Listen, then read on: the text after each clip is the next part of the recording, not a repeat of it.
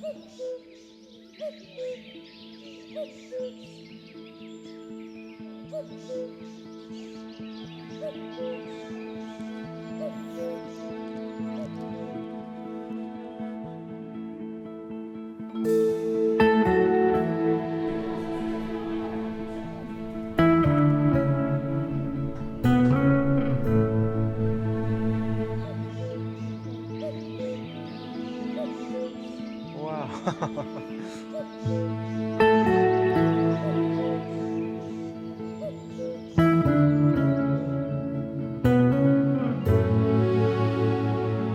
if you want to see a really unique part of Germany, something that you've never seen before, this is definitely a place to check out.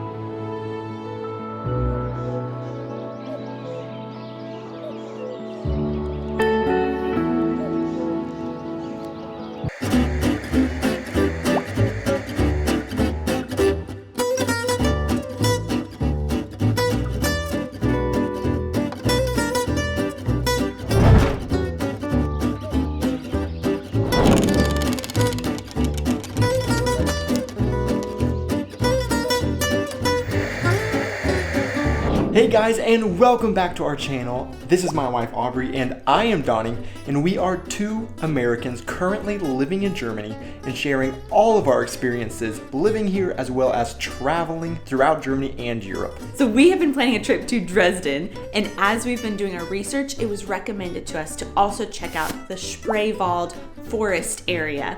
And so in this forest, there are some towns that are only connected by canals, and you have to take these boats in between the towns and throughout the little villages. So that's where we are today. We are in Lübbenau, and we are going to be taking a boat to Lehde. So last night, whenever we were walking around the town, we were checking out Lübbenau, which is like this little village right next to the forest. And it's kind of like the launching point for all of the adventures in the Spreewald, and it's really popular. But we checked out the downtown and we ate some really good meals, but there wasn't a whole lot that we are wanting to see in the town here. They do have a palace they're pretty famous for with beautiful gardens all around it. And then they also have a lot of museums. And this is our first time actually in East Germany besides visiting Berlin. They have a lot of different streets like Karl-Marx-Straße, which may not be just because of the association with East Germany, maybe just because Karl Marx is a famous German, but also they have a couple of other exhibits in the museums and stuff about former East Germany. And then they also are a lot of pickle stands, because that is something that this area is world famous for, are their pickles. But one of the most famous things that we are here to do is to take a con ride through the canals into the forest to this mystical village in the forest where there are no cars. There is something that you have to note, which is Das Boot in the US and Das Boot in Germany are two completely different things. It is not a drinking vessel here in Germany. It is actually the German word for boat. But here they have a very special boat called a Kahn, which is a man-powered boat with a guy sitting on the back, just like in Venice, pushing the boat along down the canals and into the village inside of the forest.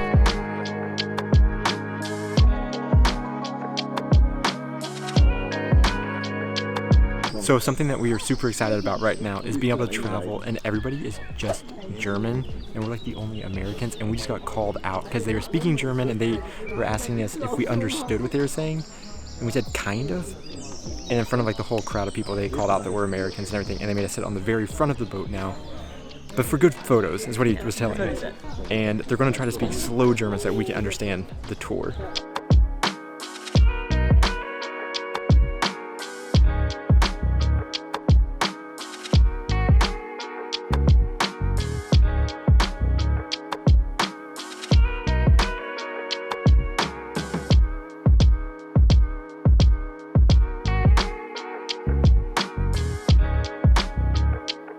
We didn't book a boat tour in advance, but I did look up online that there are a lot of different boat tours that you can choose from. They all have some pretty similar routes, but we just were able to walk up and pick a boat tour and just go ahead and get on. This one was a 4-hour tour with 2 hours there, an hour stop, and then an hour back. So the boat was a big canoe. It had lots of benches and tables on it, so it was a very comfortable ride. And then there was the tour guide in the back that was pushing the boat along through the canals.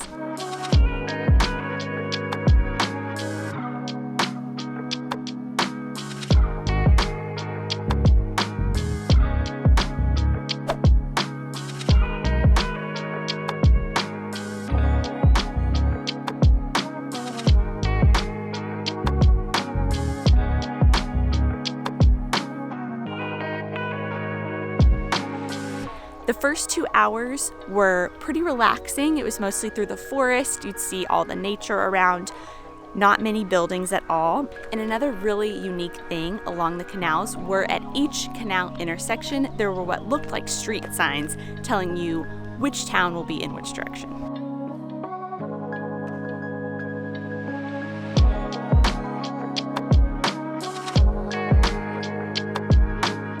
Our guide was giving lots of information about the area. However, it was all in German, so we did not catch very much of it, but we think he was pretty funny because people were laughing a lot. But it was a very enjoyable ride, really nice and relaxing and smooth along the canals. There were a lot more kayakers than I was expecting, so that looks like a really good option as well, just to rent a kayak for the day or for the afternoon and go at your own pace through the canals.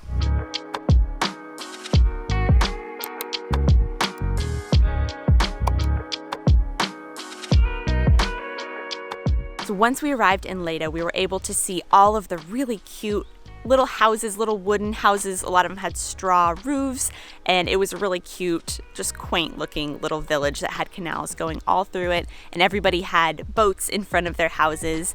There were lots of boat tours going on today. It was very busy, so there were people sitting outside at all of these cafes that overlooked the canals. In Lehde, there were no cars. This is the only town that the post is delivered by boat. The trash is picked up by boat. There were boats in front of everyone's houses. There were bridges going across the canal so you could get between the different sides. Our particular tour didn't stop in the middle of the town. We stopped at a restaurant that was a little outside of town, and we were able just to eat there for an hour and relax. It was just very magical and very quaint fairy tale feeling little village.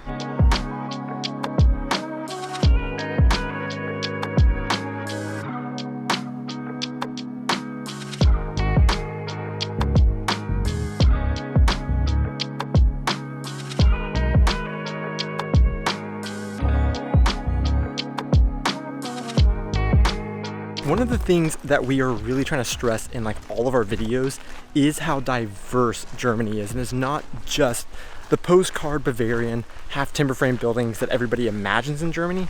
And Lehde is a really good example of that, because all of the buildings also have a very unique architecture to it.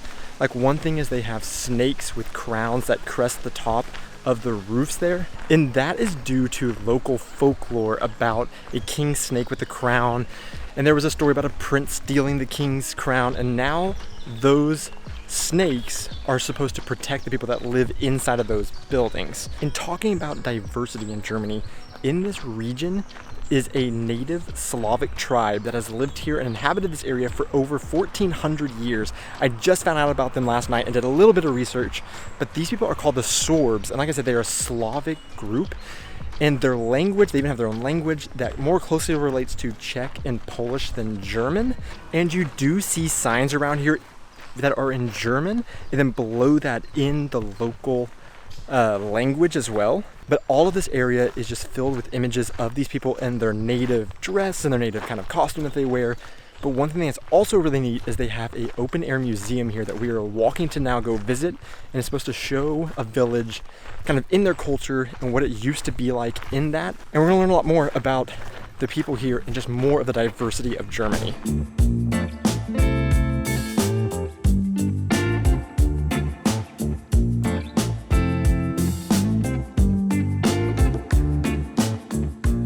This museum only costs €5 to come to, and it's set up like an old village to show you what life was like in the 1800s for these people. And so there are lots of little buildings that you can walk through, and it gives you information about the different areas of life that they had in those particular buildings.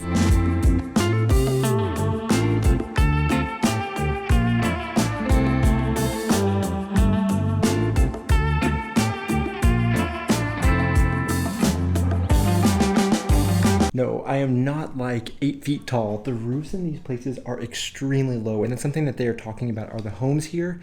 It's kind of like one of their main features are these really, really low, small ceilings that I can barely stand under. I'm fine. I could live here. And these doorways are like half the size of a normal doorway.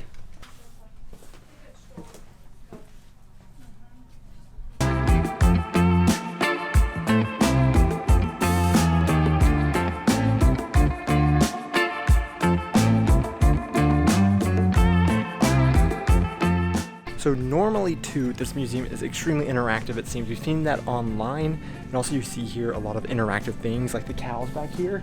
You normally get to actually milk these fake cows, but because of the current situation, they aren't allowing cow milking or other of those interactive types of things that they have here. So inside this part is like this big barn, and they want you to lay down in the hay and listen to the fairy tales from this area while you're laying here and dreaming about the forest that you're living in. You want to lay down in it? I'd be itchy. So because of the close-knit community and how close all the buildings were, and because of the building materials that they use, like the straw and the wood for the houses, the fire risk was really extreme here. So they had someone up until the 1950s even who was set over the town as the watchman to monitor for fire and to check everything in the town for fire risk. And then at night he would give a signal to the entire town to extinguish all of the lights in their home. The volunteer fire department here is also really unique because a lot of the homesteads and the farms could only be reached by these canals and waterways. So they had to put all of their fire putting out gear on these boats, or they would have to skate across the ice if it was frozen to get to where fires are. The fire. Fire. To get to the fire. I just read that these giant barrels here were used back before glass jars were used to pickle things and preserve like the gherkins here that are so famous. And we've seen a lot of these also around Lehde in people's yards, and it looks like it's also now turned into places you can rent. There's a bed inside and you can sleep there. Kind of a unique stay if you want to do that here in actual Lehde rather than staying in Lübbenau right outside of the Spreewald. We are already done with the museum. It only took us about 30 or 45 minutes. It was very interesting, had a lot of really cool things that we had never heard of with the Sorbian people, and so we got to learn a lot about their history. We do think it was quicker because there wasn't as much of the hands-on interactive things as they normally have because of the current situation, and there wasn't as many people with the full garb that we were hoping to see. We got to see a few and a lot of pictures and mannequins of these different outfits. So after walking around here in Lehde and also doing the con boat ride, I have to say, earlier I said, and other people had described this as kind of like a Venice of Germany, and they're of course only saying that because of the canals and everything and the people pushing the boat through by hand.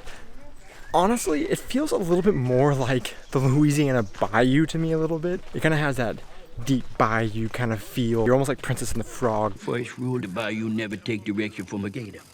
Kind of, but with some unique Slavic and German culture and homes inside of that. So it's kind of a unique blend of cultures and experiences here, I think. This is something that is extremely iconic, and we've seen these all over the place here. But unfortunately, we know nothing about them. We do know that these are like their barns, kind of, or storage, something or other around here, and they're all over the place. These kind of like hay thatched small little huts.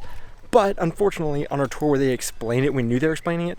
One, the people behind us were talking really loud and we couldn't understand what our guide was saying. And two, they were explaining it all in German, so we didn't really understand. But cool things you see all over the place here, and it's kind of unique, I guess, again, to this culture in this area.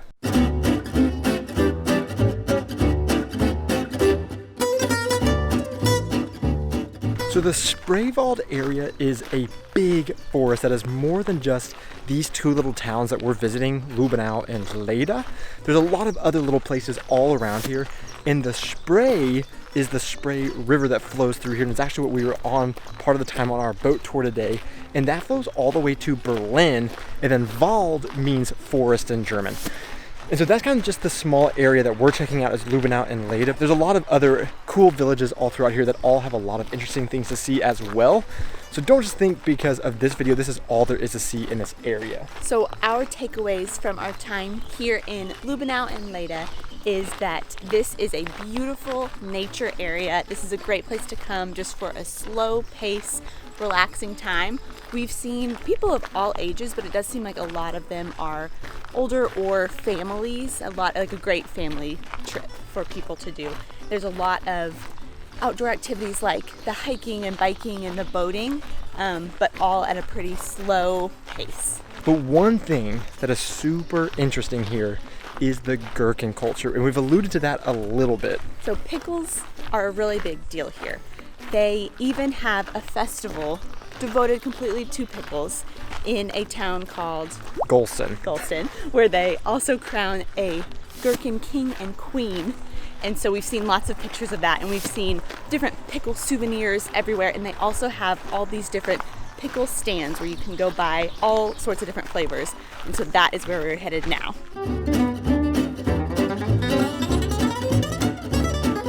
So we had this whole thing like planned of going and getting a pickle, trying them in front of you, showing you kind of where they sell them, and you can even walk up and you can try them for free if you would like. And so that was kind of our idea. Let's go get some pickles to try. We'll buy some if we like it. But for whatever reason, the lady that we were talking to wasn't excited about me speaking German to her. Everybody else that we've talked to has been amazing, and everybody's been so forgiving and so nice. It's been really, really fun, except for the pickle lady. Yeah. So we kind of just ended up buying this jar of honey pickles. We did sample them, and they were really good, which is really cool because I'm not normally a pickle eater. Don't usually like them that much, but all the ones that I've tried here I've really liked, so I think I like pickles now. Thank you, Lübbenau. Okay, so we could not leave this episode without trying the famous Lübbenau gherkins. So we're back at home now, and we have the jar of pickles that we bought here. And I do want to say too, I understand the lady. It was the end of the day. She had some American walking up and was practicing his really bad German. And I get that she was probably like, let's get this over with so I can go home. So no hard feelings there. She's probably a very fine, nice lady who makes great pickles. Okay, so we got the Honig gherkin, so honey pickles. Which is a flavor that we've never heard of before. Yeah. Right? No. Yeah. Oh wow. She's also a very strong lady. So it has some like spices. It's very liquidy. Or some little like herbs that are floating around in there. Oh, I like that. I've discovered I like sweet pickles. So these pickles too, so they're not like in sliced little circles or even like a full gherkin. It's like just these. Little kind of cubes, but... Yeah, and there's like no, they're not as green as like the pickles that we get back home. Yeah. Yeah, that's really good. That tastes like no pickle that I would get in a grocery store. I wouldn't even say like this is the Spreewald Lübbenau pickle, but it's a very good one. I can't remember what they said the classic is actually. Shoot, there was a classic? Yeah. So anyways, moving on back to the end of the video. So that is our quick little day here in Lübbenau in the Spreewald area and checking out Lehde and the forest. Yeah, this has been a really fun day, and this has been a cool place too because this whole area seems like a place that not a lot of people know about, really just maybe local tourists. Some Germans know, not every German we've talked to knows this area, so it's been kind of fun just being around local tourists. It is really, really cool, and if you want to see a really unique part of Germany, something that you've never seen before, this is definitely a place to check out. And it's really close to Berlin and Dresden, so you can't really go wrong doing a little day trip out here. One day is going to be plenty. So thanks so much for checking out this video, guys. If you enjoyed it, please hit the like button. Also subscribe. We would love to show you so much more of our adventures, but we're going to head to Dresden now. Choose. It was recommended. So we have been Open air museum that is devoted to the, dang it, what are they called? That was really cool at, hold on, how did I start that? And it's set up like an old village, like walk straight through this little setup. Oh, hold on. Like old village. There's someone behind me. Say that, In those particular buildings. Say it one more time. In those particular buildings.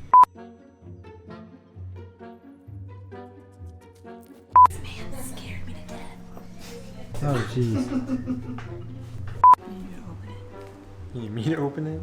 Am I recording?